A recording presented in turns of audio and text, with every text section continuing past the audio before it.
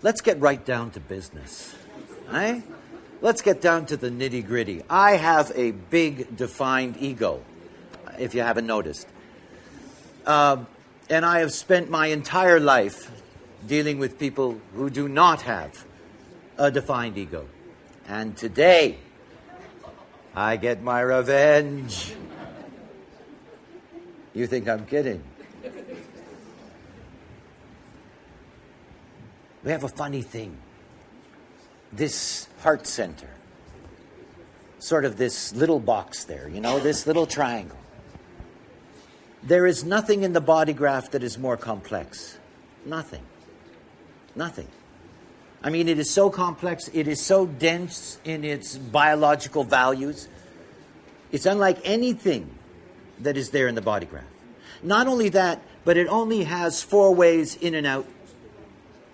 It's not like the throat with its 11, the sacral with its 9, big time, hook up in every direction.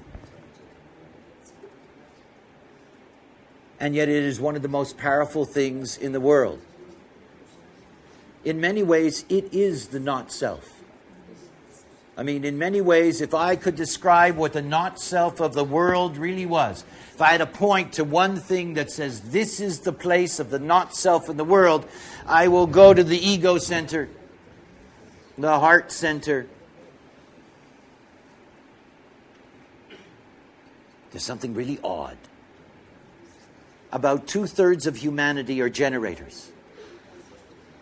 Frustration as a theme in life. And about 2/3 of humanity have an undefined ego center. And you put those two things together and you've got a miserable planet. You really do. You have the deep, deep sickness that is there in the not-self. Because you see, my business is to give you the opportunity to discover love for yourself, love for your uniqueness, love for the beauty that is there inherently in you. And the undefined ego says, I'm shit. That's what it says. It doesn't necessarily say it that crudely, and it usually says it with a large whine. I'm not good enough. I'm not. I'm not worthy. I'm not worthy of God's grace. I'm not worthy of your love. I'm not worthy. I'm not worthy. I'm not worthy. And it gets worse. I mean, I wouldn't mind so much if they walked around whining all the time saying they were unworthy, but they tried to do something about it. This is where the problem is. And they really don't get the joke. They don't get the irony at all.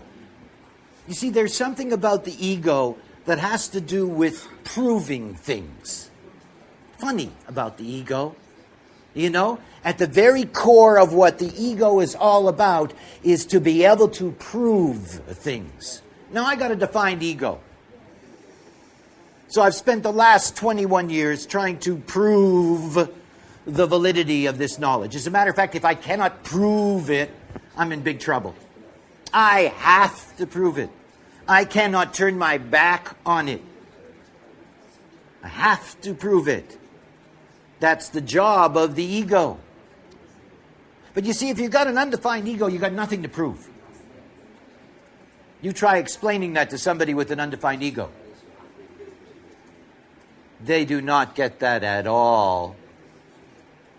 At all.